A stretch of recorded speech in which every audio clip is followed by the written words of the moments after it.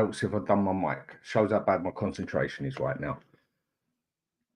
I wasn't going to do a show today. I was just going to leave it till tomorrow where I do one with my mate, give myself a day to cool down. What the actual fuck was that? That was terrible. We go and do Villa 4-0 with one of our best performances of the season, especially in the second half. And then we go and do that. Spursy, fucking Spursy written all over the thing. Someone make me wrong. You're not gonna. It's got Spursy written all fucking over it. I mean, what were half the players doing? In the first half, they didn't look like they even give a shit. I mean, complacency is an understatement. They just walk on the pitch and start walking about just thinking, do you know what? We just banged up Villa. So we'll take these out, piece of piss. It's a fucking London derby on its own. No, it's no Arsenal or Chelsea, but these games against West Ham and Fulham are not easy. They always step up a gear for us. When are they going to learn? We go and have something brilliant.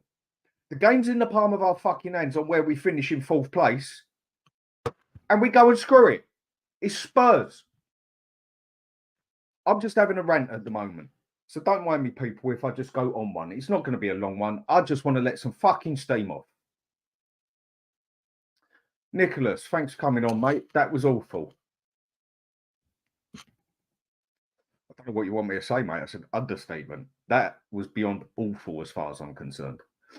Giant Rabbit, all right, mate, how you doing? Right, Brennan Johnson is brain dead. He's just not a technical footballer. You're right. He even had a pair of balls on him last game to try and get stuck into it. Yeah, still screws up a couple of balls, couple of crosses, but he got stuck into the game.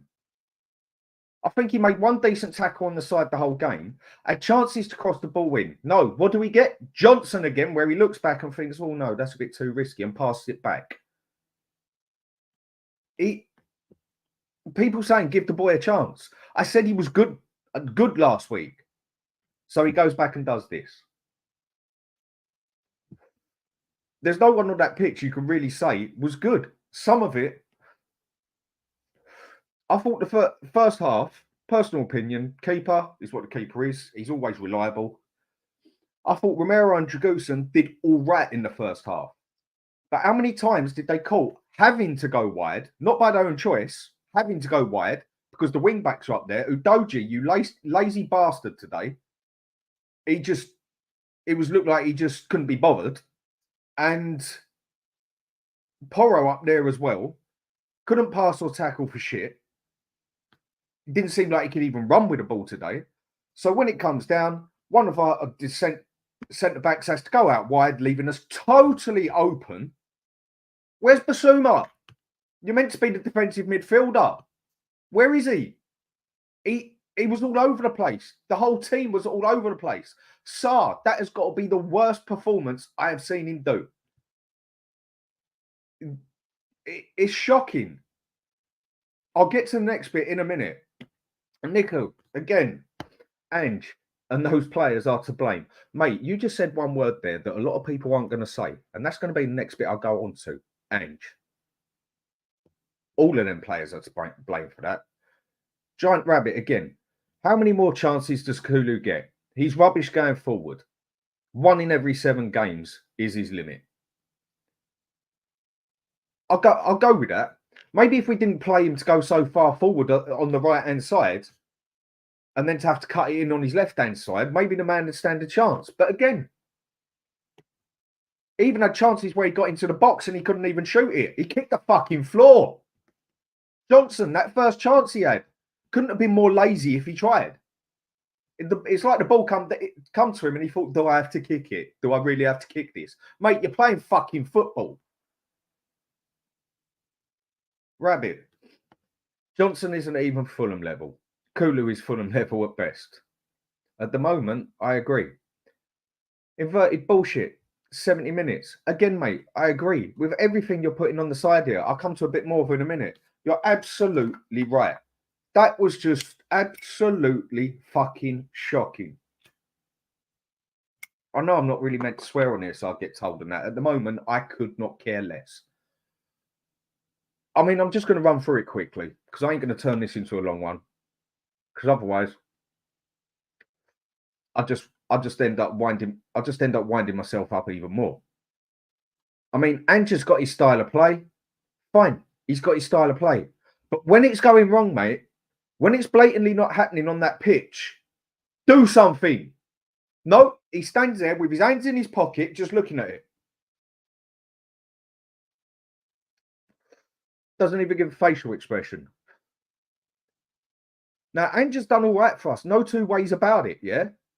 But this is the third time that we're getting done tits up on the pitch. And he doesn't do nothing at half time when it was blatantly obvious. Take Johnson on. I don't give a fuck if you put Mickey Mouse on there. It ain't going to do no worse. Werner was the obvious choice to bring him on. Half time. Nope. Nothing. Nothing at all. And then we go 2-0 down. Yeah, I saw that coming.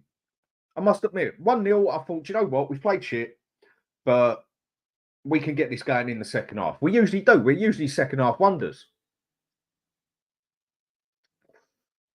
Nope. As soon as we come out on the pitch in the second half, we're worse than the first half.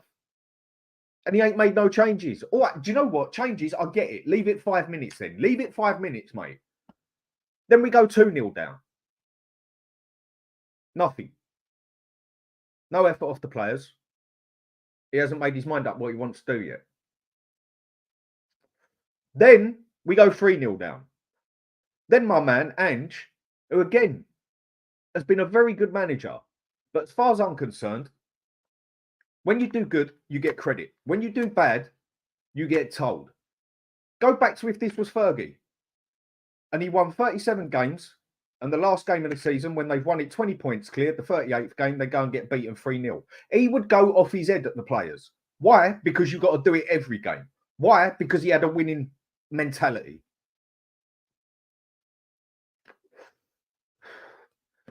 And no, we have to go 3-0 down. 3-0 before Ange thinks, maybe I should make a sub here. Yeah, we're up shit street. So what's he going to do? 3 subs at the same time. 3. That's the third time he's done it, and the third time it's gone fucking tits up. You're meant to learn from your mistakes, mate. Again, he's done good for us, but one thing I won't give the man credit for is I'd say 7 times out of 10, his subbing ideas ain't been good. They haven't. Yeah, all right, 1 sub here, 1 sub there has worked. I'll give it that, yeah? But when you go and bring 3 on at the same time, it's going to disrupt the whole team. And the team was up shit street anyway. So maybe that's why he put them on. And still, nothing. I can't get my head around how shit we were today. Don't take it away from Fulham. They were good. And you know what? They played totally different to how I expected, how Ange probably expected, and everyone else. They actually took it to us. They come at us all guns blazing the way we want another team to play at us. We don't like it when they sit in the box because we got such a lack of skill in there, apart from Maddison, that we can't get that direct ball or that playability through there where we actually open up a team. And we've got no one who can cross the fucking ball except Porro. And they played the way we want a team to play at us. And we couldn't have really done it any worse if we tried. Some would even say they played into our game. And it's still... Audio, thanks, mate. You come on regular. It's appreciated. Right. I can only think it was complacency. So much sloppy passing from everyone. Mate, you just took the words out of my mouth. Complacency is an understatement. We went on that pitch lazy. We went on that pitch thinking, yeah, we just banged up Villa at their ground as well. And it was good. And we played well. We're going to come here and wipe the floor with these. Well, one thing they want to check on is that Fulham, if I'm right, hold me if I'm wrong, have had something like 8 wins at home and 2 draws. If I'm right, I might be one or wrong out of that. So that's telling you that Fulham ain't no mugs at home. So, Phil, all right, mate, hope you're doing good. Bad day at the office today, but let's remember, this team isn't the finished article. This is going to take time. Another year or two at least until the squad is even competing for major honours. Yeah, I'll go with that. But they still need to be told when they played bad. But let me make a point to you here, Phil. Like you've just said here, patience is needed. I agree. It's not all going to go right. But you at least give it your all in a game.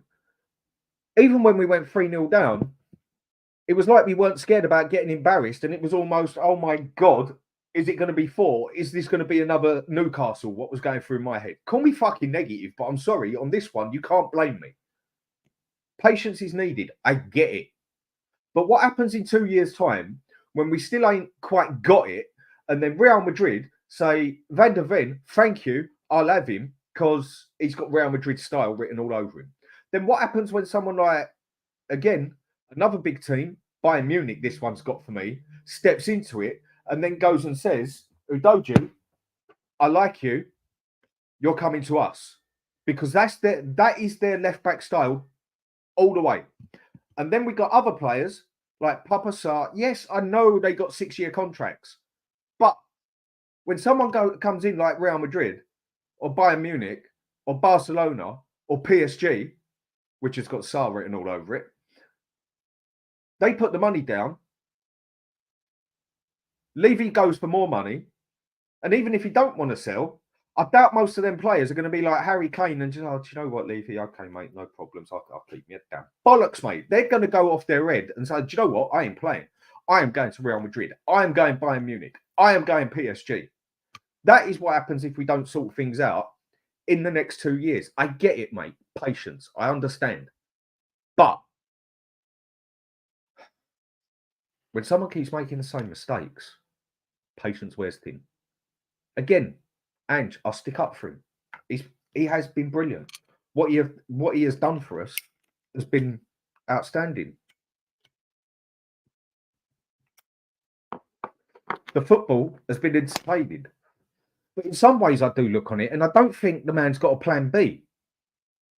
It seems like he's got a plan A, and his plan B is plan A. And again, 3 subs. Ange was so tactically clueless today. Take off Johnson, Kulu, bring on Richarlison and went Werner. Mate, you're right. The fact that you've even sat there, yeah, like a few people have, and said, bring on Richarlison. Because we're playing that shit. We turn to Richarlison. I think that just about hits the nail on the head. And everyone's been saying how shit Timo Werner is, and how he shouldn't even be at Spurs and whatever else, and be the 3rd highest player at Spurs, by the way, as far as I know. Someone count me if I'm wrong. It's almost comical, but it's not. Not if you're a Spurs supporter. Spursy, fucking Spursy. All over it. Now, a lot of you don't hear me swear on here a lot, yeah? But this one has just pissed me right off. Giant Rabbit, again. 24 fucking frigging years of bullshit from this board. No manager will do anything at a club as long as Enick own the club. What do you want me to say? Seriously, mate, would you want me to reply to it? I can't. I'll make you 100% right. The comments you've made on here, mate, I can't read all of them out. You're right. You're 100% right. To the point that we get managers like Mourinho in there and Conte, and they still can't sort it out. And they have gone and sorted it out in every league they've ever been in. The fan base actually think that our 18-year-old Swedish wonder kid will win the league next season. Again, mate, Spurs supporters. You know what we are as Spurs supporters? Now, I'm not going to speak for everyone. I definitely ain't speaking for myself here. But definitely speaking to about, I'll say 75%. And that's how bad it is, 75%. Okay, I'll be nice, 70%. They seem to think that we're going to do something. They seem to think that we are actually going to win something. They seem to think that, don't worry, 2 years' time, it'll all be cushy.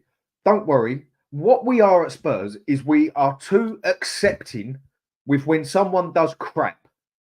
Like having Eric Dyer for how many years? Players that we shouldn't have had playing for us. I know people might say, what has this got to do with this game? But no, it's the point of we are too accepting. Do you know what? Bad day in the office and that, but we all have a bad day. I get that. Bollocks. It was 4-0. We had it in the palm of our hands on where we go now. No, not now. Now we have to rely on how good Man City do in the Champions League and how good Arsenal do in the Champions League. Because the further them two go, the more chance top 5 is Champions League. Right. Champions League. Does that look like Champions League? And then are we going to go out and spend 100, 150 million on, say, 2 quality players that can play quality football, not just boys that are going to be good, can be good, might be good, that are good, that are quality now, that can actually cover our ass in the Champions League? No, we ain't. So we're just going to go, if we get into the Champions League, and it's also in other people's hands now, we need Villa to fuck up if it's for 4th place, and we're going to go out there and get embarrassed again. Yeah, we've done all right in the Champions League once or twice.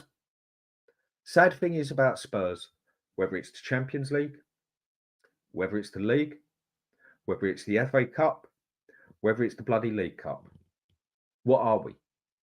What are we? A number. That is all Spurs are. A number. A name that's in that cup. Okay. Once in 20 odd years, we give it a run for the league. And a 2-way fight, and we still finish 3rd. Only Spurs could pull that one off. Where is it going to come from?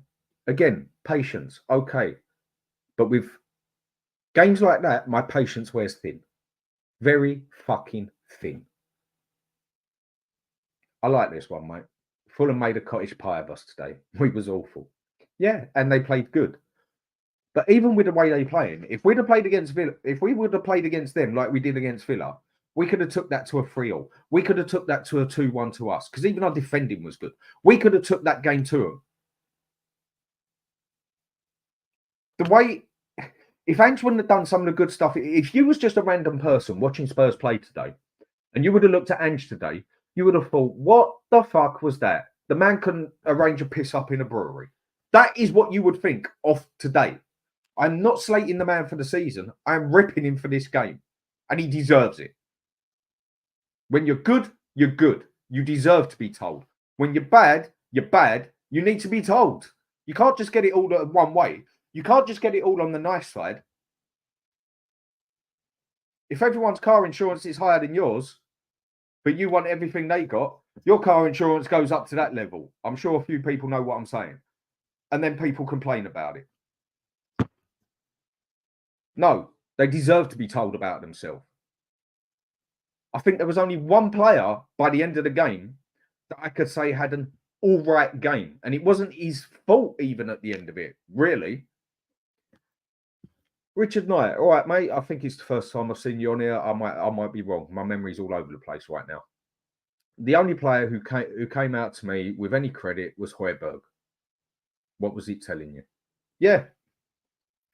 And Bentancur didn't come on great. He hasn't done for about 7 games. One player I'll give a bit of credit is Werner. When he come on, at least he tried running in the box. At least he put a bit of bollocks in it, a bit of power. Johnson, he just went back to that. I don't think I'm allowed to say that word, so I won't. But my man would have probably done a better job with no bloody legs on the pitch. He was that bad. He was weak. Red Devil TV. I can tell, like, first time I've seen you, mate, and I can tell you're not a Spurs supporter. Like, no shit, Sherlock. I get it. Yeah. Lord Werner missed another sitter. Unnoticed. He must have been the best spy in the whole world. But, mate, when he came on, he tried. I mean, even Son could have had a crack at goal. And at the last minute, he changes his mind and puts it over. Okay, not the easiest place. I get that. Not the easiest place. But do you know what? In that position, you got clear there, you got it boxed. Do you know what? Hit it. Might get deflection, might get this. Don't get cocky with yourself. Don't think you're better than you are when it comes to the skill and everything.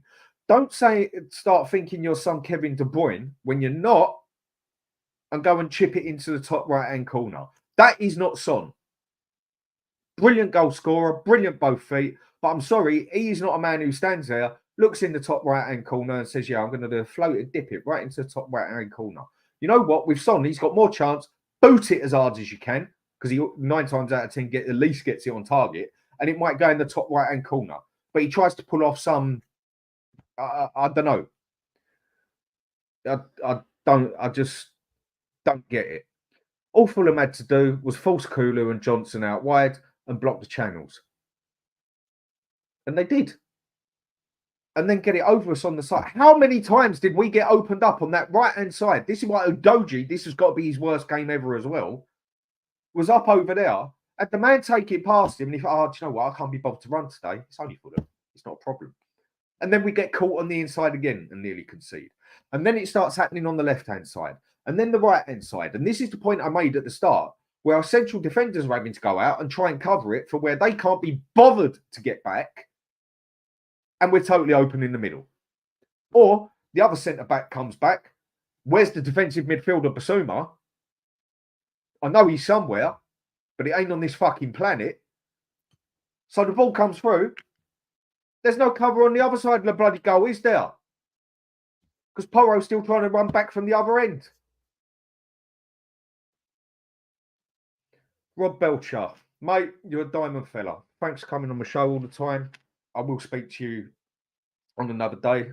Probably won't want to hear my voice again after this, but what's he saying? Big up, Dan, 100%. Really bad today at the office. It happens.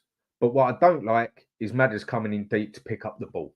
We'll go to that one. All right, I'll go to that one. Let's bring in Madders. He didn't have the best games either, at all. I could see once or twice he tried the passes out, but he weren't his usual self today. I don't think he liked that tackle he got that went in his ankle, but he weren't with it today either. Yeah, when he has to come deep to get the ball, that's exactly what Harry Kane used to have to bloody do. And he still has to do it for England. And people grill him, why do you come so deep? Well, the reason I come through deep is because no one behind me is passing me the bloody ball, and no one on either side can cross me the bloody ball. So he comes deeper and then gives us nothing in the middle because he ain't the fastest one out there. Brilliant on his feet, can spot a pass and that. But when you got no one to bloody pass to, what's he meant to do? So he takes it forward a bit more. Next thing you know, sandwiched by 2 people, nearly taken out of the game. And still, no change of style, no change of play. Giant Rabbit again. Werner didn't miss a sitter. Johnson lashed the ball across when all he needed to do was guide it to Werner. Yeah, but that's not the one I'm talking about, mate. I'm talking about the one in the first half. I can't remember who it is now. We basically put it nicely across the goal to him. Not the easiest shot, but the way he ran up to it and scuffed it, you wouldn't even expect a 10-year-old to make that mistake. You'd at least, as all he had to do was basically pass it into the bloody net with a bit of deflection off the ball, basically, using the ball power. And what did he do? He scuffed his foot across the floor and passed it to the fucking keeper. That was a very open chance he had there.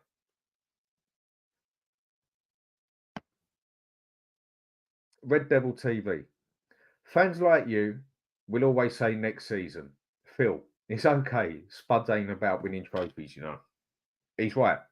But one thing I do hope, Red Devil, please do tell me on the side, yeah, that fans like you was aimed at me. Because I ain't fans like me. I'm not a popular person on YouTube and other people do like me. Take me as fucking Marmite for all I care. You either like me or you don't. Fair enough, yeah? Why? Because I'm a realist. Sadly, what is a realist as a Spurs supporter? It's negative. Why? Because as all it ever ends up is fucking negative for us. And then we go for a good span. And I will say that. And I will say when a player is quality. I will say I got the Villa game totally wrong last week. I thought there was a good chance we'd get battered up 3-1. We didn't. I'll put my hands up and say, and do you know what? I couldn't be happier to be wrong. But I did say to everybody that this game was more important than the Villa game, basically. And what do Spurs go and do? Screw it up. They didn't even turn up today. That was the bit. Do you know what? If they would have been seen to put in effort into that game, and you can give it's a bad day at the office. It happens, I know. But when you don't put the office in, when you don't put the effort into the office, and your main office goes and loses £100,000 in shares, you're getting the sack. I hope these players are up for tomorrow for 24-hour training, hanging off their legs, basically. That's how bad it was today. I mean, to the point, I just run through them quick as, like, just off the top of my head. Vicario, couple of good saves that he came in one time. And couple he came on quickly. And he made some all right saves. He does what he always does. He is a reliable keeper. But when you have got people playing that crap in front of him, what is the man meant to do? I totally get a goalkeeper can win you a season. A goalkeeper gets you 12 points in a season, 10 points even, whatever, yeah? But he gets you points that you wouldn't usually have got because he's that good. But today, if we'd have lost bloody 10-0, you wouldn't have been able to blame the keeper unless he threw it in the back of the net. What about that dribble that went in the back of the net on the third one? And I'm sorry, Jacobson got that wrong. But how did it even get there in the first place? In that aspect, how did he even get in there? Right, people. My new co-host with the show that I'm linking up with, I think he's heard me shout enough on here because I said I was going to do a quick one and it's turned out going a bit longer. I think he wants to say his bit as well. So I'm going to back off a bit now. I'm going to try and calm down. Do you know what? I'm going to get myself a Southern Comfort and Coke because I need it. Dave, my friend, how are we doing? Southern Comfort and Coke. Yeah, I remember. We're going to moment. Go for gold, mate. Go for gold. Well, obviously, we was chatting behind the scenes and thought we'd have a reaction show tomorrow, maybe. And then I've seen you going off today, so I thought I'll try and cheer you up a little bit with more of a positive outlook. As a former manager, I would look at that game, and I'm sure Ange will look at the same and go, you know what? I'm not even going to overanalyze that. Everything we done did not work. Every 50-50, Fulham won. You know, it was just one of those, every little tiny little bit. Even Richarlison at the end, he gets on the end of a good chance and he hits it well, but it's the wrong side of the post. The two missed chances as well when we've still got half an hour and I'm still thinking at 3-0 down, we can still come back and get a point. They just don't go in. And you just think it's one of those days at the office. They score just before half time, just after half time. It's just every textbook thing that could go against you did today. I'm just glad we didn't get any injuries because that's the only thing that did not go wrong today.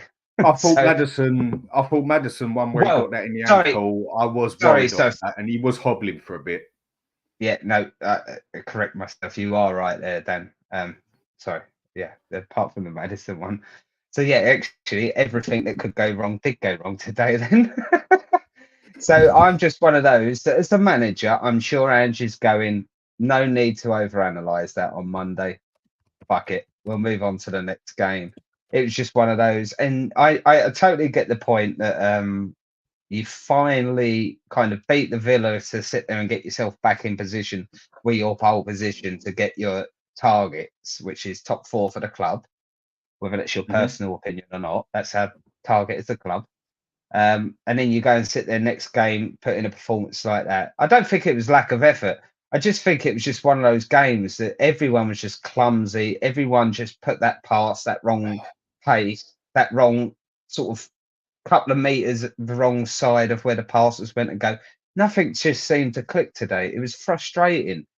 And the thing is, we still could have won the game. I don't care. There was moments in the game at 0-0 where we got on top and we should Yeah. have scored. And it's I mean, like, look what if you get Johnson did. I mean, he scuffed his foot across the floor. That's harder to do than fucking hit it in the net. Listen, I've defended Werner and Johnson, and I guarantee they're going to get a lot of crap for today's. At least the two misses. But yeah, that's my initial thoughts on it. But yeah, okay, right. I'm not as down as you, Daniel. I think that's my point. No, I'm just pissed off. I mean, for me, the effort weren't there today. I'll give the centre backs a bit of credit and the goalkeeper. Yes, in the second half, Dragusin just got it tits up in the end, even though I thought he started well. Well, that's what I messaged you about the tactical thing about the Dragusin Romero. Dragusin didn't do anything wrong, but I messaged you, didn't I, after the first half. They were playing a lot of balls over the top, quickly, directly. And where we've not be his worst game ever. Well, possibly, but just for the Dragusin thing, Dragusin was doing everything where he needed to be. But Mickey van der Ven is so good that he gets the ball quicker back. Therefore, we don't all track back as much. So we're still 10, 20 yards further up the pitch. By the time anyone else gets it back, we're 30 yards back. So we was just constantly defending for that 20 minutes because we didn't have Van der Ven. If Van der Ven's in that side, we're not defending for that 20 minutes because he picks up the ball quicker, gets the ball back in Fulham's half, and we're attacking again. You see what I'm saying with that? And I just think that's not Dragusin's fault. Pace too much. Exactly that. And that's why we said on our last show, we need that left centre back to be a Mickey van der Ven replica. I know that's could be impossible to find. I get you, because Dragusin is good. Yes, he's Romero's replacement. Or challenger. He's as well, isn't he? Yeah. So I give Dragusin no ill today. I thought he tried his absolute best and he done really, really well. He was unfortunate he was involved with the goals as well. If you look back, he was always the closest one to him. So like he's had an unfortunate day, but I take nothing away from him. I thought he defended as well as he possibly can. But he's a right-sided centre-back for Romero. He's that challenge. We need a Mickey van der Ven replacement because as soon as we don't have Mickey van der Ven, you see today tactically we're defending 30 yards deeper now. And that led problems today. That's what I'm saying on that. So, and again, I'll probably agree with your point on the plan B for Ange. That proves you right on that front because ultimately then switch it if that's not working. You got to do something else. So I'll lead over to you now because obviously I've had a little rant there. Okay. So. But with it not working, let me go through a couple of the sides quickly, yeah? Okay, Phil Coyce. You're right, mate. Right. The worrying thing about today for me was how we got reacted to going 1 goal, 2 goals, 3 goals down. There wasn't a reaction. You just hit the nail on the head, fella. This is what I said earlier in this show. This is what I've said in others, in Stell shows, Alan shows, and other ones I've been on. We are too accepting as Spurs supporters. I can accept a bad day in the office, but I at least expect to see effort. And I saw 1 or 2 players with it. I'll give you that, Dave. But most of them, they just look like they could not be fucking bothered today. And I'll give you that. A lot of things didn't go right. But we're too accepting. Don't worry, it's gone tits up this time. We'll have a good season next season. Or the next game will be all right. Don't worry about it. Or no, give the player another chance. We got a new manager. Dyer might do good. And Ndombele might do good. Lo Celso might come good. This is the crap we had at the start of the season. And I still feel too many Spurs supporters out here are more than willing to be accepting. Why? Because we've been so shit for 20 odd years that when you go and see Johnson last week, who got half of his stuff wrong, you even get someone like me big him up because he actually had a pair of balls to get stuck into the game. That shows how low our acceptance is. Giant Rabbit. Oh, I need a cup of green tea to calm my nerves. Mate, I've got it in the cupboard and my wife's already going to do that for me for bedtime.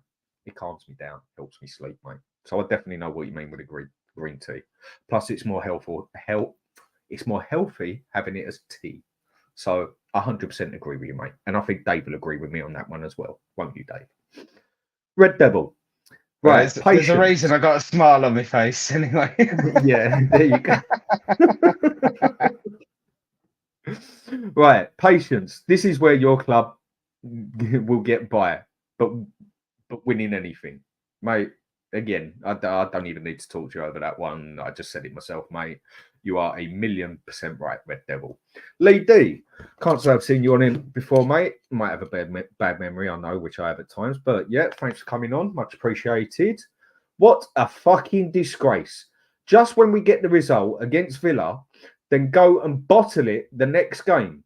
We're bottlers. We must be ruined. we basically ruined your Saturday night. 100%. We all sit here and take the piss out of Arsenal, yeah? Now, I'm not going to bring them too far into it because last thing I want to talk about too much is them pricks. But we all talk about Arsenal bottling it and been the most times that they've bottled it in the league, being how many times clear and whatever else. But even when they was at their worst, they still won FA Cups. When we was at our best, oh, brilliant, we got to a Champions League final. I'm happy. And then we still got mugged off. We seem to get half like close to it, but don't get nothing out of it. We pay the most money and we get nothing. It's like going out in Halfords to do your shopping, like Phil said to me on another one, and you get the stuff that you get out of Aldi's. No, too accepting, too many people, and that doesn't look like I don't know if I'm more worried about you getting your food shopping at Alfred's there, Dan. No, you know what I mean. I ain't on about food. Yeah, I know. You know, you want to go out and get a nice pair of clothes and that. You go to Halfords and that, but then you go and get a Sainsbury's pair of jeans out of it or something. That's not why you pay the bloody money. Not that I'm saying there's nothing wrong with Sainsbury's jeans. I'll go back to my opening thing. I don't think Angie's going to overanalyze this. I just think he's going to sit there, give him a rocket up the arse come Monday, and then he go again. I don't think it was like on another day. Sorry, I accidentally clicked that. On another day, if you want to go and overanalyze the game, there were they had the first 20 minutes, yeah, but then the next 20 minutes we kind of took over and they just nicked the goal in the last 5 minutes of that first half. Then they scored straight after the second half starts again. So that little kind of bit either side of half time dictated the game. On another day, that 20 minutes to the second half of the first half, if we score, then we're on top. If they score in the first 20, they're on top. Neither team did. Then they just get that goal. And to be fair to them, that was a very good sort of move with their left-hand sided play. I think it was they played well today. The American. It was a great cross. It was a great first touch, and it was a great finish. There was not much more Dragisin could have done there. I just think had Van der Ven been there, he's got that little bit of pace and he would have covered it. But then straight after the second half, because I messaged you at half time, didn't I? said, I'm still quite comfortable. We'll come back and win this. But yeah, then they score straight away and then we're just a bit shell shocked. We didn't really deal with it. And that from that point, I agree with you. We were limp from that point. But I don't think we was like not trying in that first half. I think it was just sloppy. It was just, we was rushing. We was trying too hard and the passes were trying to be forced rather than, listen, trust your natural ability to make that pass. You'll make that pass because you're a good player. We was like, I've got to make this. It was just, I don't know. And it was just trying too hard and it didn't really work that well. I don't think it was lack of effort. It was just everything we tried didn't work. And fair play to Fulham. Oh, Fulham played good. Yeah, Fulham played well. Fulham were up for it. But I don't think they were spectacular. No. I think Fulham played good and we played that shit. We made them look special, basically. Because every time we've done something good defensively, we won the ball and we've done it a lot. We was up for it. That's what I'm saying. It's not that we didn't try hard. We won the ball back loads of times. But then we gave the ball back straight back to Fulham. That was the issue today. I get it, but to me, Dave, I'm going to have to disagree with you, mate, because I just did not see the same sort of effort in them. There was too many times that they did exactly what you said and got the ball. Yeah, that's what I'm saying. That's the effort. Yeah, They were trying. They were but defending hard. They were they trying to then win the ball back. they then screw up the pass or whatever, and then look over their shoulder when the player goes past them. Tell you Yeah, what, there we'll go was 50-50 on that one. yeah. That's There was effort as well. that grew as the game went on. I totally get that, but that's just your mentality. It's like, oh, it's one of them days. Another mistake. It's just one of those, isn't it? As the more it happens in the game, the more you kind of try a little bit less. But I don't think there was lack of effort from the start. Is what my point was. Like, I just think gradually as the game went on, they just went, fucking hell, it's not our day today. Yeah, I can Yeah, see where you're coming from. But I can't defend that performance. We were awful in possession today. I don't think we was awful defensively massively. It's I just don't think we had to and defend Romero were so that many bad. times. No, we just had to do too much defending. That's all that was the issue. We had to defend too much of the game, and that was the Yeah, but problem. even the because we centre were so backs had to cover the going wing forward. backs, basically. Yeah, but we couldn't keep the ball. We didn't have any sustained possession well, apart from, as I say, that sort of second bit in the first half, I thought we did. We pinned them down a bit and we started playing, but nah. And then obviously at 2-0, we did have that little 5-10 minute period where it was all over them like a rash, and we should have had those 2 goals. Yeah, I am swearing like that. 2 goals with Timo Werner and Brennan Johnson, right? I mean, like you defend these people and you see those misses and you're like, well, that's a little bit hard to defend, and I'm being polite there. Yes. Well, you Yeah, are it's the just polite one, Dave. You always was, mate. but Quick you one. can't. Yeah, sorry. No. Quick, that's right, mate. Quick one off Philly 2109. You all right, mate? How you doing? You always do come on here. It's appreciated, mate. Amen, Dan E. We will have players who will want to leave and achieve something with their career. The Spurs will have a toxic dressing room. That'll take us a season or two, I think that. But you know what? The thing I'm scared of is Van der Ven has been that bloody good that someone's going to say, I want him at the end of the season. Someone like Real Madrid. Barcelona, I can't say I'm too bothered about because they're so much up shit street with money that they just, unless they throw us a couple of players with it, I just don't see what they can do. I don't think he's also the type of player where he's young that would go over to PSG. Because PSG, you go over there for one reason and one reason only. That's because you can't be bothered to play football and you want to play in a farmers league, but you want the money. That's what I believe in that one. But for me, the fella's got Real Madrid and Bayern Munich written all over it. The way he plays, same as Udogie. You watch them 2 teams, he matches stuff that they've played, players they've had. Red Devil TV just finds the whole thing amusing. I'm sure you do, mate. What's he saying here? You ain't better than under Conte. Hold it. You know what? I'll pull a point to this one, Dave. Yeah. The thing that Ange can get away with here, definitely, is it's his first game and it's the start of a new thing and everything. We're going to see mess ups and all that. I get it, yeah? But technically, he ain't really no different to Conte. I mean, what Conte done getting this in that Champions League, as far as I'm concerned, is more deserves more credit than if Ange gets us in the Champions League now. Now, Ange getting us in the Champions League now, don't get me wrong, man. I take my hat off to the fella, and he deserves a golden badge, let alone a blue Peter badge, yeah. And but look at the team he's had. He's had a better team. Look at what Conte had to put up with, and he still got us into 4th place. And he gets ripped. Yeah, the manager is a wanker, no 2 ways about it. But you know what? He said it how it is. How a lot of Spurs managers ain't got the bottle to say it with Levy. Even when they go out, they still big him up because Levy probably still owes them a couple of $100,000 and they want their bloody money. But we're not playing different in the aspect of we have no plan B. It's my way or the highway.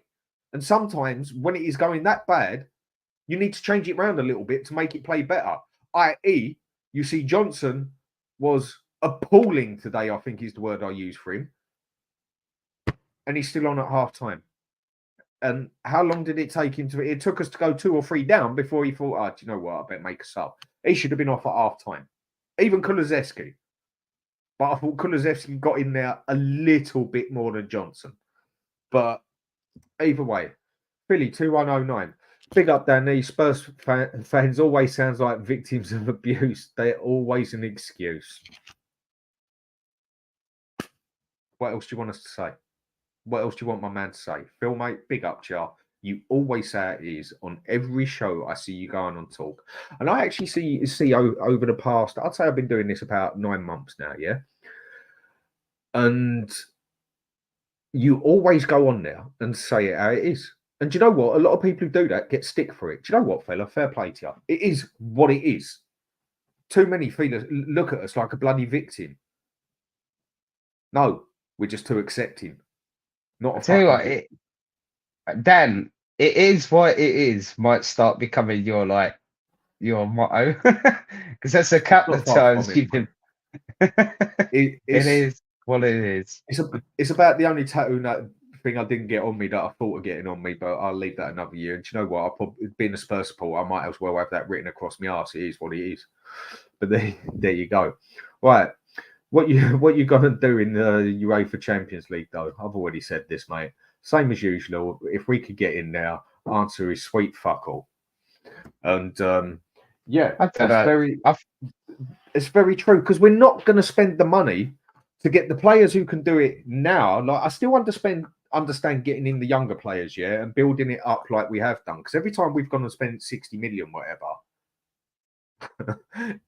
it's just been terrible. Yeah, it's been absolutely awful. But to get the best, you got to pay the best money. Now, I get Levy don't spend it, but getting in that Champions League gives us significant more money. Putting things up by 6%. I'm not even going to go into the OAPs bit because we'll just go off on one again. Our club, 5 years ago, this was it 2018, 2019? 2019, or even 220, one or the other, yeah, had the third biggest income in bloody sport. Not football, sport. I'm talking over American football teams. I'm talking over Formula One. I'm talking over basketball. Any Premiership team, any football team, we had the third biggest income in sport and did fuck all with it. We're also the highest earners on a match day. Man U don't get what we get, and they've got another 10,000 in the stadiums. Liverpool don't get what we get. Chelsea don't get it. Arsenal are actually the closest ones to us on a match day, except their burgers cost £6 and ours cost £11. But we do nothing with it. But I'm not going to make this a money show. I'm not, because otherwise it can just go on and on and on. Michael, and listen, that. Oh, sorry. Go on. No, go on. Read out the last one. Too many Spurs fans accept mediocrity. Exact it, mate. Too accepting. Go on, Dave. Well, I'm actually probably going to confirm his suspicions. No, just honestly, I generally go back to my point about Angie's going to look at this game and go, you know what, lad, it's one of them. It just did not happen today. I don't think there needs to be a massive inquest thinking, oh, this is typical Spurs or anything like that.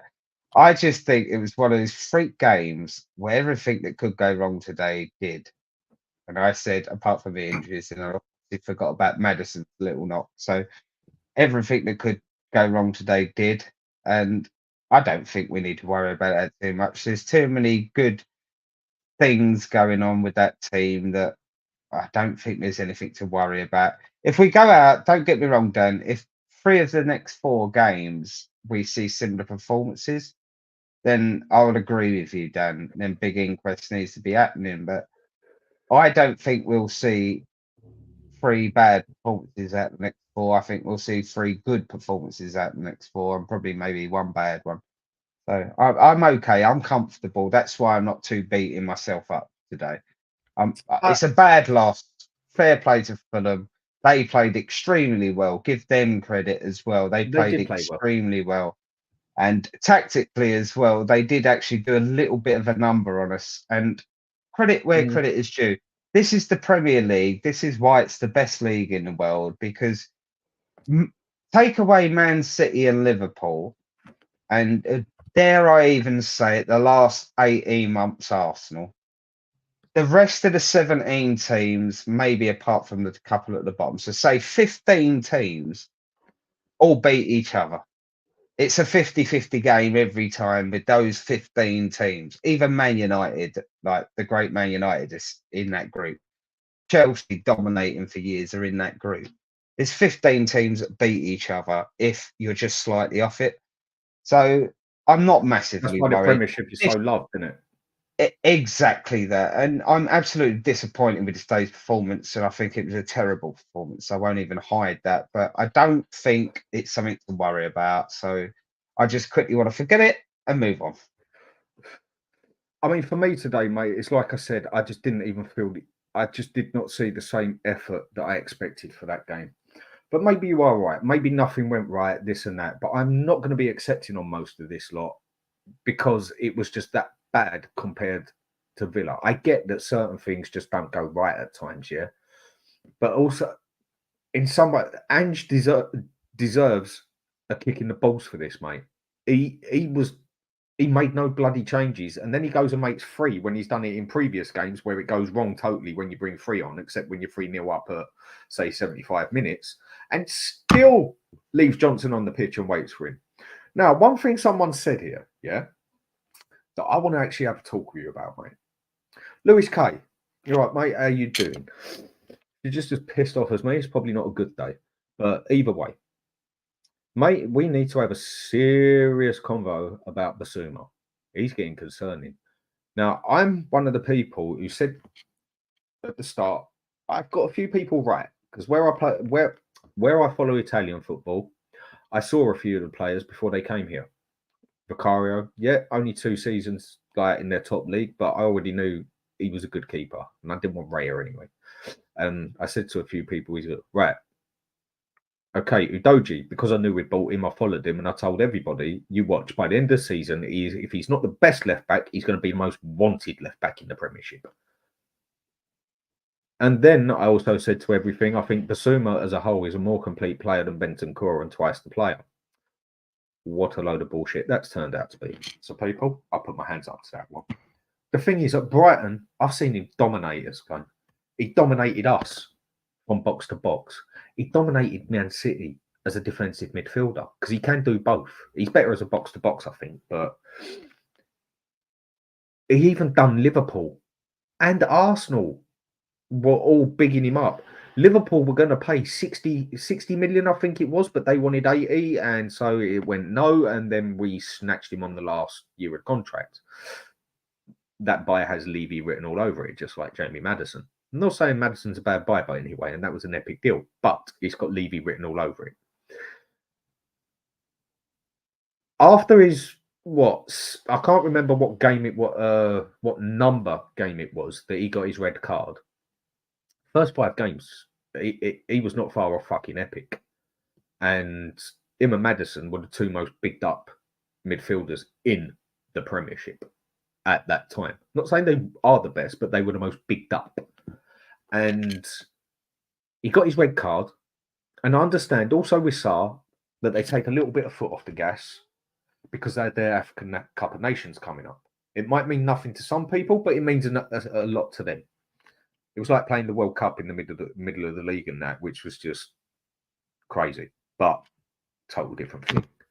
But ever since he's got that red card, my man has gone. I don't know what used to work for him. He has been awful. The only other good game I've seen him have after that was actually against Palace, where people said he did nothing. Yeah, he didn't do any passing on the pitch. Yes, he didn't run about and look good. But he was told to basically stand there as an anchor man, get the ball, and cover the defenders when the wing backs go forward. So it's almost like we got 3 defenders at the back, 2 centre backs, and the anchor man in front, and that to try and defend them. And he did a very good job of it at Palace. But that was the only time I've seen him actually get his finger out his ass and do the job properly since he's had that red card. Today, mate, he might as well have been on his phone. And all the other games after that. Dave, what has happened to Bissouma? Because he was very, very good. What's happened to him? Well, maybe controversial, but maybe he wasn't that good to begin with. Maybe it's this thing I go on about sometimes where a media narrative is created and then the lemons go along with it, right? I was never a massive I was never Bissouma's a world-class player that's buying, Oh, but when we never. brought in for 25 mil, I thought that was a shrewd bit of business because I thought he's a very, very, very good player. You know, when I've seen him, I thought he's a very good player with very good attributes. But you know, I never had this. It's a bit like the Saucedo at fucking Chelsea that's gone for Brighton, Cucurella that's gone for Brighton. Brighton have just got a great PR. They must have Yeah. ins at Sky Sports that tell them to go, oh, this player's really good. Tell everyone that he's really good, and Chelsea will come in with 80 mil. And I think Bissouma, that's probably harsh on him, if I'm being honest. I know I'm going off on a little one there. That's a bit harsh on Bissouma Go because for I it, think mate. there is Go on, Mum. there's a quality player in there, I think, with Bissouma. When we say quality, let's say if we're ranking it out of 10, 10 out of 10 is Ronaldo, Messi of the most recent generation, right? That's 10 out of 10. Yeah, Gareth Mm-hmm. Bale's probably 10 out of 10 as well. But Bissouma's probably somewhere between that 7, 8, and 9, depending on where you stand. I think he's closer between 7.5, so i.e., between that 7 and 8. And I think he's just had this reputation built that he's between an 8 and a 9. And I could compromise and say he's 8 out of 10, but I don't think he's as good as people think he is. Therefore, I'm not surprised by his performances. So does that answer your question in that? Because you just opened up saying like that first 5 games he was amazing and he hasn't been since. That's my reasoning why. I just don't think he is actually as good as people thought he was. Sort of like when a team is in fourth place and they shouldn't be in fourth place and they're sort of like punching above their weight sort of thing. He would Sort of be like when a perfect. player's punching above his weight sort of thing. Is that what you're saying? It'd be perfect for Arsenal when they're winning the game of football and are the world's best team, like because he looks really, really flashy. Like he does stuff that you think, oh, that looks good, but does it really actually contribute much? Does it get that pass? Does it get the ball forward towards the goal, right? Or does it just look good for the cameras? And that's what you got to argue. Is like I think Bissouma's one of those players that he's fallen in a trap that when he does something a little bit different, and he does, and I love that about a player on a football pitch that could do something a Yeah. little bit different to excite the fans. They're meant to be Like entertained. Madison. Exactly, they're meant to do something a bit different. And I think Bissouma's got a lot of high rating because of that bit. But his actual, if he's part of an 11-man team, he's a little bit lower. Like that extra bit he does that looks good on YouTube isn't actually contributing to the team tactics to get us a goal, to stop us conceding a goal. You see what I'm saying with that? And I just don't think overall he's as good a player that people made him out to be. I think he's an 8 out of, that's where I'll land on it. He's an 8 out of 10. So we're expecting a 9 out of 10. If you're expecting that, I don't think you'll get that over a course of a season. I get that what you're saying, but my total opinion on him for the consistent crap games he's had, I've gone down to the point where I rate him a 6.5 out of 10. Just because he can play good on a day. I judge a player over 38 games. I judge a player No, over 90 minutes. I was Not just trying to be polite. But yeah, Craig, Oh, I'm no. sorry. You hit a fair point now. I judge a player over a season on 38 games and cups, whatever. I judge a player on 90 minutes if he's been on the pitch 90 minutes. If he's only been on the pitch 45 minutes, I can only judge him over 45 minutes. I judge a squad, a team, a football club over 38 games and a cup run, not just having 1 or 2 spectacular games and then going down. That's all fun and games. Like, wow, you just come out and beat Man City 3-0 and then you just lost 10 games on the trot and got relegated. I will go by each game. Like I said, 37 wins and we lose 1 game badly. I am still going to say how badly we played in that game, even though there's a lot of people who say, oh, shut up, we've done this and that. I get it. But when you're good, you're good. You're bad, you're bad. So, JJ, you're all right, my mate. I see you on a lot of other shows. Oh, my days. proper title. That. What the fuck? Yeah, I agree. Awful. Totally. Deep breath. Oh, yeah, mate. Go and have some green tea as well. Sounds like you need some, just like the rest of us. Mate, it just... You're right on what you're saying. Just nothing seemed to go right today. But mate, I just did not see the same sort of effort today. It looked like as soon as we went 1-0 down, we thought, this ain't going to work today, and left it at that. I mean, like I said, Udogie, that is the worst game I've seen him play for us. Sarr, overall, I mean, first half, he was not good, but he was not bad. He was mid-average at best. And then he's passing in the second half. And just no impact on the game. Yeah, it was one of them, Dan. I've been there. I've been there on a football pitch. Obviously, it's a completely different level, but it's the same thing where you're a good team. And you're just having one where you're looking around and you're thinking, we're all having a bad day here. Like if you remember late in the second half, Højbjerg was having a row with Porro because he was telling Porro to get back in, like to push back up to the winger and get tighter to him. Otherwise, it wouldn't have happened. Porro's come back at him with something. I couldn't work out what he was saying. But then Højbjerg's second action was, 30 seconds before, Porro tried to do that little flick behind his legs to Højbjerg. He was laying Højbjerg, and Højbjerg would have been running up the wing to put a cross in, which when you say Højbjerg's running up the wing to put a cross in, something's not going right. More chance of winning the lottery. Yeah. But I saw they was having a row. And I thought, yeah, that's good. And that's what I was saying about Ange is going to get off that pitch and go, you know what, lads? You know that was shit. I know that was shit. The fans know that was shit. Let's pull it right next game. Because I can't explain it. Because it weren't like, I don't think there was lack of effort. They probably gave up after 75 minutes. I'll give you that. But it's just, everything they tried just did not work. It was one of those days that they just, I don't know, kept walking into the wall. It's just, you're having a day where you keep tripping over your own feet. It's just a random day in the squad where nothing they tried worked. Every pass was over it. Every pass was a foot left, a foot right. It was just, they were trying, but it just weren't working. And move on. I don't feel too bad about it. I'm bad about the result, but I don't think there's anything to worry about. Move on. Next time we play, I'll guarantee you we'll back playing well. Okay, I'll hold you to that one, mate. I really will. Right, I know. I've got a lot of promises going, haven't I? You've got a few, innit, mate? I think we should really accept now that we are no better than fifth. Now, the thing I did state is that we are too accepting, but then there's being realistic, and you're right. Fifth pushing fourth, maybe. Depends how crap Villa do now, really. The top three are so much better, it's a bit embarrassing. I've been supporting Spurs since 1980. So, nearly the same as me, mate. Since about 85, I supported them. Yeah.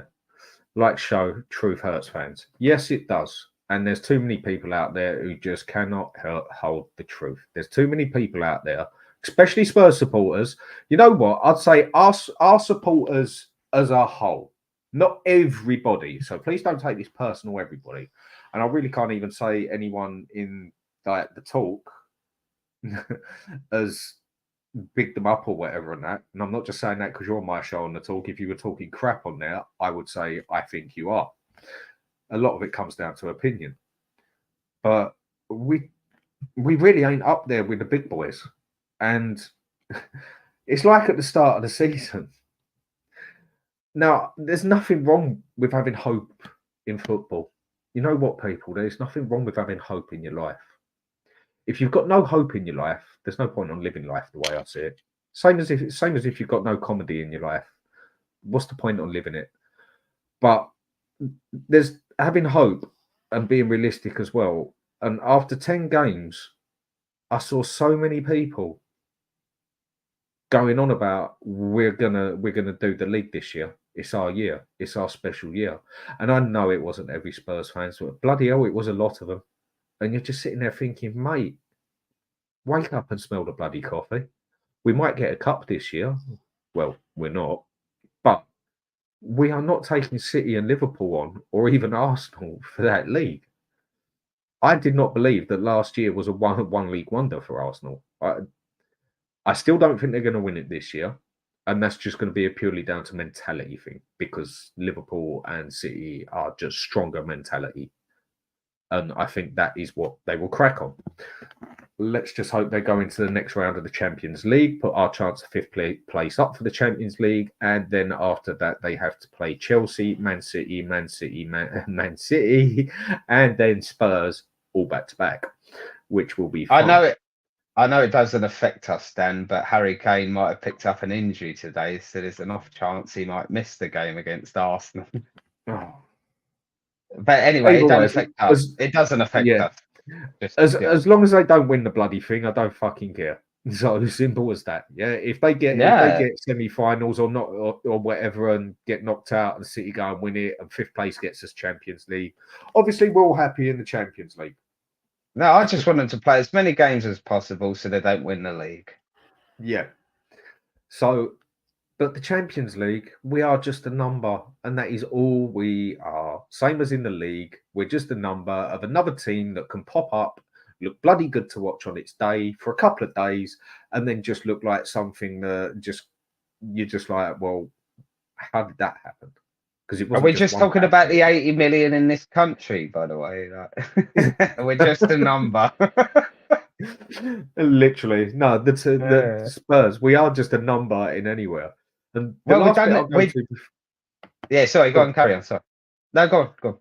What I was saying about the Spurs fans, the communication between us, the link, or should I say, lack of link between Spurs fans. I'd say there's only one club. I won't say worse, but I'd say on the same level, and that is Arsenal, because they are one of the most split up set of fans there. Well, not so much anymore, but they were. We are the most negative, toxic things out there in general as Spurs supporters. Where it's like we could have one big army out there and we don't. We have 3 or 4 different armies out there because we're all trying to fight at the other one's throat at what they say. And sadly, in football, we are. Liverpool, yeah, I say straight on here. Some of the biggest dickheads you'll ever meet. But they stick together and they do it good. Man U, worse than Liverpool, but they stick together and they do it good. Spurs, we just have not got a clue on how to stick together as a fan base. But that's totally directing from today. So, Dave, where do we go for the next game? Well, don't forget I said we'll still finish top 4 by 7 points, so I'm all right with that. Although my first prediction is wrong, so who knows? But I did say in that run we'd lose the 3 games to Arsenal, Man City, and Liverpool. So I accounted for that, and we were still 7 points clear in my estimation. So I'm still comfortable, especially with the 5th place being all right. That it'll get top 4, top 5. But at the end of the day, Dan, I'm not too worried about today. As I said, I've looked at it from the manager's point of view. Andrew's going to go, oh, that just everything we tried today didn't work. One of those days. I'm not going to beat anyone up individually because there weren't. But he made mistakes as well. Well, I reckon he's man enough to sit there and have a talk with his staff and do that. So that's what I mean. As a manager, one of these games, you just sit there and go, move on with that. I know as a Spurs fan base, it's a bit harder to take because we're like, well, it's same old Spursy. But I'm just saying, from my former managerial head, I would say I'd wipe that game for a while. Yeah, I'd wipe that game under the carpet. It's not something you can beat the players with. It's one of them you just tell them to forget about because mostly you've been doing right this season. That just was a bit of a freak. Because I'm still adamant we could have won that game today. There weren't a 3-0 difference in the 2 sides today. It was just that everything landed in their favour. Everything went against our favour. It's just one of those days. Nothing went for us. And I'm not too concerned. But, yeah, we got to pick it up next game because obviously we've still got to be up there challenging because we need to attract good players, and good players will not come to the club if it's not on an upward trajectory. So we need Champions Leagues. We've had this conversation. I don't personally care about Champions League, but if we're in, cut out to be. No, But if we're in Champions League as a club, we therefore get a better selection of player to buy from. Therefore, If our we spend club the bloody becomes money.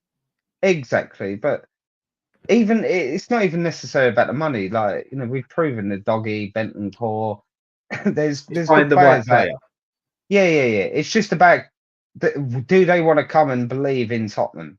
Do they want to believe in the project that we're building? That's what I'm saying. Do they come here thinking we're going to come and make Tottenham a Champions League winning club? Or are they coming here to go, right, I'm coming here for a couple of years, boost my profile and then move on? But Stepping stone. yeah, exactly. But that's why I don't beat today's performance, because we've got a lot of players in that squad that are in the early phases of their build. They're in the early phases, their own individual careers, let alone our overall team.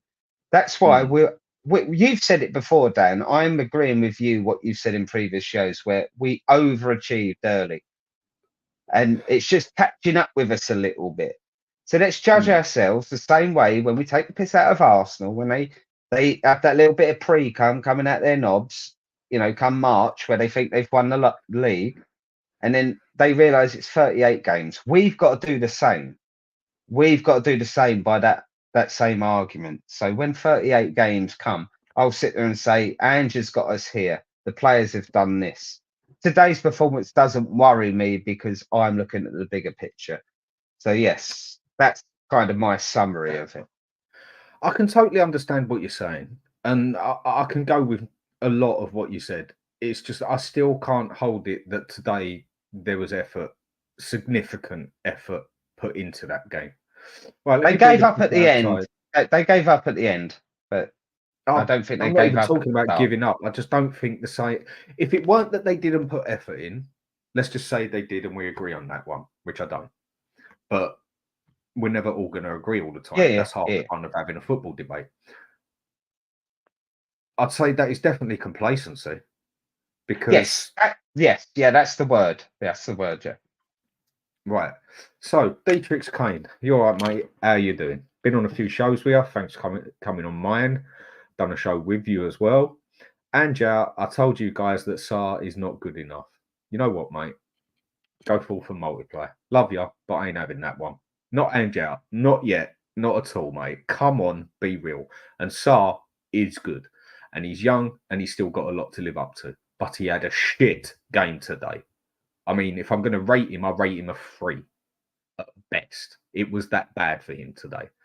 Whether it was complacency, whether it was effort. Now, do you know what? If that was his real effort and getting stuck into the game, then I'd be scared. But it's not. We know he's better than that. Significantly better. Consistently better. But either way, mate. And Benjamin Foster. Yeah, good evening, Dan. Good evening to you too, mate. Paul G, how we doing? Evening, lads. What a tragic performance that was. Yep. I don't think I could have said it any more on how it felt me. Now I've spoke to my mate Dave and had a couple of fags and had my alcohol. I'm a little bit more calmed down. I'll probably have a bit more alcohol later and I'll probably calm down a bit more later. And then I'll have my herbal tea and that will help me sleep. I definitely won't be watching Match of the fucking Day. And yeah. Do you think it could be a case of this being too comfortable at Spurs? Now, we have already spoke about this one, but one thing we did have in the past that I think was a mega problem we had, apart from it's the same thing. Too many players were too sure of themselves in the aspect of that they thought Tottenham needed them too much, that they thought they was more important than they were. And the fact that they didn't really have anyone to challenge them for a position, they was like, well, that position's mine anyway. And a fair few of them always got comfortable. I mean, you have this at Man United. Quite a few players get comfortable and then don't like the manager, so they all play shit. The manager gets kicked out. They all get a new manager. They all get a new start, or a lot of them do from some of the fans. Not all of them, but some of them. At Spurs, you get a new support off about 90% of the fans. And it goes to shit again. And then we get the next manager. So we've already said about Bissouma, but I think it's an interesting question. Do you think he's actually too comfortable already? I mean, I agree with everything you said on the other one, but this bit wasn't brought up. Do you think he's actually too comfortable already? Because I don't think he is, because he has got confrontation for that place. So Would you say he's too comfortable? What, me personally? Yeah. Yeah, it is a strange one. It's almost like Agatha Christie novel. You know what happens next with Bissouma, because he is this mystery player that when we signed him, apparently he was world class, and I was like, Never I've never world seen class. it. And then he had that crap season with Conte, but we go, oh, it was Conte's fault.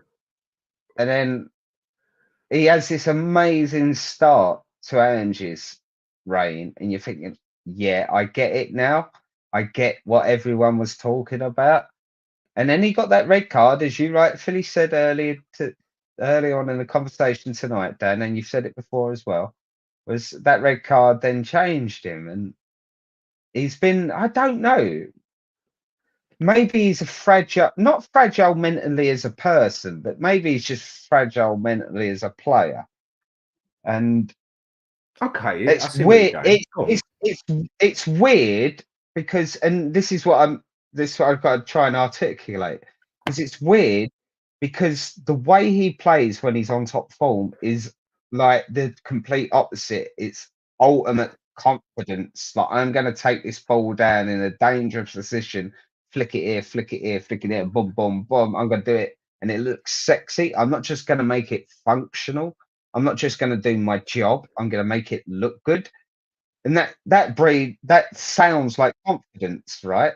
Yeah, he seems to be a player that dictates his up and down this by his own confidence. So, yeah, sometimes he's a 6 and he looks low on confidence, and other times he looks brilliant and he's confident. And I don't know. He just looks like a player that if you're going back into your manager's head, you need to put your arm around him rather than shout at him. You need to go in the showers, tickle his balls, and say they're brilliant. They are. You'll go out there and win my game today. That's the Neil Walnock one. Oh, actually, no. Neil Walnock was the cream pseudo cream. It's a white. Yeah, but anyway, another story. Well, after that one, mate, I think they all need a bit of pseudo cream somewhere because they got done that hard. Yeah, They are and probably going to. I think I'm comfortable and just tore him a new one. I hope he has, and I hope those bunch of pricks are walking like John Wayne. Yes, they will be. So, That's why I'm comfortable.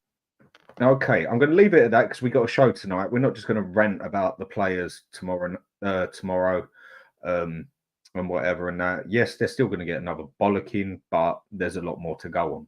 I just want to show one picture of Arsenal. Arsenal. Why have I got them in my fucking head? Scary. Of Spurs today. One picture. Were we that bad? Joker. That is what we was today. That is how bad we was today. That's who Christian Romero thinks he is when he's going in for a tackle. You know what I mean. So even though he's been brilliant this year. I'm not going to be one that goes along every 5 minutes saying it, but I will say it at the start and the end. Please give us a subscribe. Please, if you don't, fair enough. But at least give us a like because it is much needed. Dave, something else to say? Yeah, no, just one thing, because we're still going to have our show tomorrow, right? Mm-hmm. And we was originally going to have the reaction tomorrow, but we ended up doing most of it tonight. But I couldn't hold it back. No, I know. We'll still go through to today, tomorrow a little bit for the others that couldn't get a chance to. Sort of thing. Yeah. But the other thing I want to do is tomorrow is St. Patrick's Day, and obviously Tottenham has had a lot of good Irish players that's played for us. So we're going to do a little bit something fun on the side as well, try and build our all-time Tottenham 11 for Irish players. Okay, so that one's going to be interesting. Yeah, so we want some contributions. There's some obvious ones in there. You know, you got like Robbie Keane, right? You know, striker, fucking quality. Right? I thought he was. Him and what's his name, Berbatov together were outstanding. Yeah. Berbatov just. And I don't want any political arguments. Northern Ireland, all counts. So we're having Danny. I agree. We're having Danny Blanchflower in there and all sorts like, you know. So. Okay. Then we'll come to that. Okay, Yeah. everybody, give us a quick like. It's appreciated. Thanks for watching me go off my head for the first half hour. And Dave, thanks for coming on and calming me down a bit, because I don't usually lose my cool like that. Everybody, have a good evening, and See you tomorrow. a green tea if you need it, and just don't watch Match of the Day. See you all tomorrow.